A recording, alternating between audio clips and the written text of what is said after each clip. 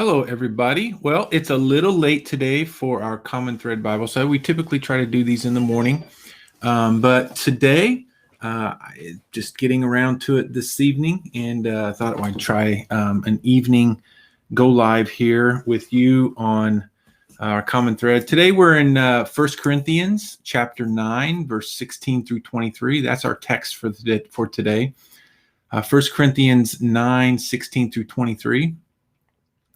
Paul says, if I preach the gospel, that gives me no ground for boasting. For necessity is laid upon me. Woe to me if I do not preach the gospel. For if I do this of my own will, I have a reward. But if not of my own will, I am still entrusted with a stewardship. What then is my reward? That is my preaching. I may present the gospel free of charge, so as not to make full use of my right in the gospel. Paul is simply saying that he is not expecting to be paid to preach. He is not paid to present the gospel. It's not something he does out of his own will, but it is a calling that God has called him to share the gospel, to present the gospel. He does not do it for a reward, and so to say. He does not do it to receive payment, is what he's saying. He says, for though I am free from all, meaning I am not bound by someone paying me to present this gospel, I have made myself a servant to all that I might win more of them.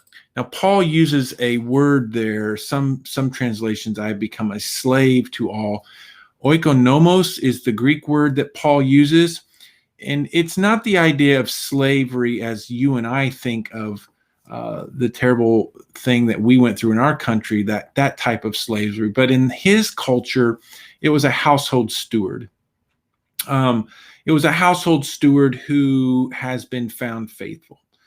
They faithfully steward the household. And Paul is saying that I have become as a household steward to God's house, to God's people. He calls himself a slave entrusted with the stewardship of the gospel. In both cases, Paul is disavowing this idea of minister as a patriarchal overlord or a master. And sometimes that happens in our churches. People put pastors, ministers, evangelists, missionaries on pedestals, and there's sort of this patriarchal overlord. And Paul believes that there is only one Lord over the ecclesia, over the church, one Lord over the house of God, and that is Jesus Christ. Paul's an apostle. He is a slave or a steward, a servant of the gospel, and he is not to be seen as one who is being as an overlord in the house of God. He says, to the Jews, I became as a Jew in order to win Jews. To those under the law, I became as one under the law, though not being myself under the law, that I might win those under the law. To those outside the law, I became as one outside the law, not being outside the law of God, but under the law of Christ, that I might win those outside of the law. To the weak, I became weak, that I might win the weak.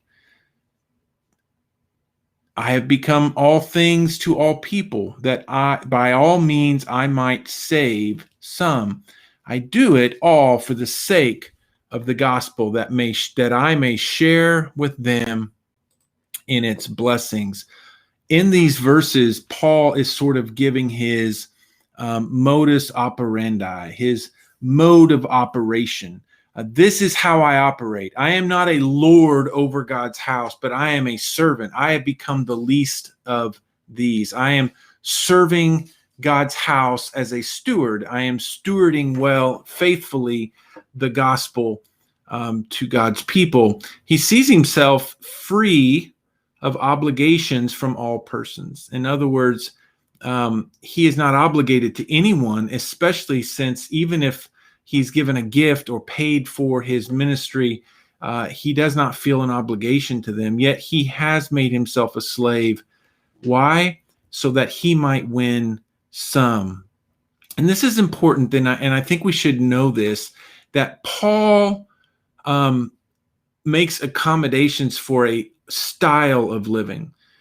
Paul does not compromise his theology or his ethical principles. And what I mean by that is when he says, I become all things to all people, I become weak so that the weak might be saved. I become strong so that the strong might be saved. What Paul doesn't do is, for example, Paul doesn't visit the prostitution houses there in Corinth that he might win them. You see what I'm saying? He does not compromise his theology or his ethical principles, but he is after winning those people who are far from God. What Paul is doing, though, is saying that I'm flexible in my lifestyle. Paul does not get hung up on food and clothing, drink, things like that. When he's with Jews, he acts like a Jew. When he's with Gentiles, he acts like a Gentile. When someone is weak in a certain area, he becomes as them. He lowers himself down in his understanding. Even though his faith might allow him to do these things, he does not do them. So really, by his own example, Paul is holding up an example of who Christ is.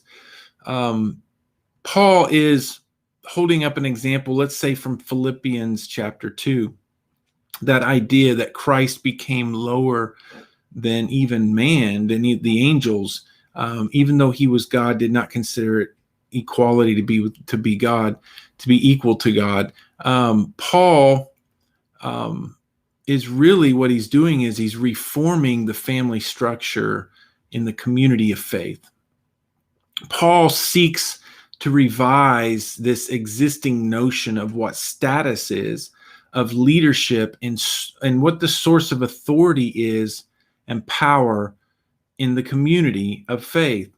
There in Corinth, you have to understand, they saw leadership and authority and status as something that came from their sophos, their wisdom. They were Greek. They were very focused on the wise and their education and their learning and their status. And so they saw themselves as being puffed up, or they would puff themselves up because their status, their leadership, and their authority came, and their power came from their wisdom, from their sophos, from their education. And what Paul is saying is, I'm more educated and more knowledgeable than any of you, but I become lower so that I might win some. And we see Paul making a shift here in this idea of status, leadership, and authority, that those, and really it goes back to what Jesus said: if you want to be great, then you must become a slave, a servant. If you want to be great, first you must become last. And Paul is living that out.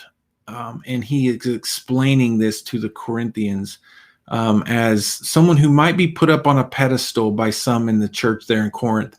But Paul is saying, I am not obligated to anyone. I preach not because out of obligation. I preach because God has called me, and he has called me not to a place of patriarchal lordship, but he has called me to service and to become a servant.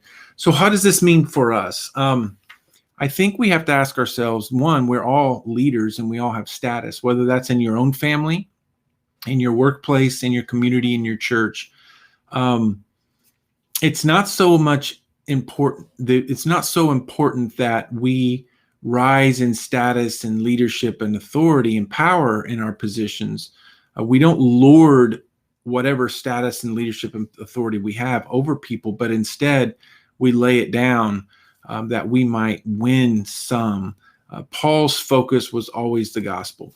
So that's what Paul says for us today. I encourage you to get in and read more about it. There's some passages you can read. Philippians chapter 2.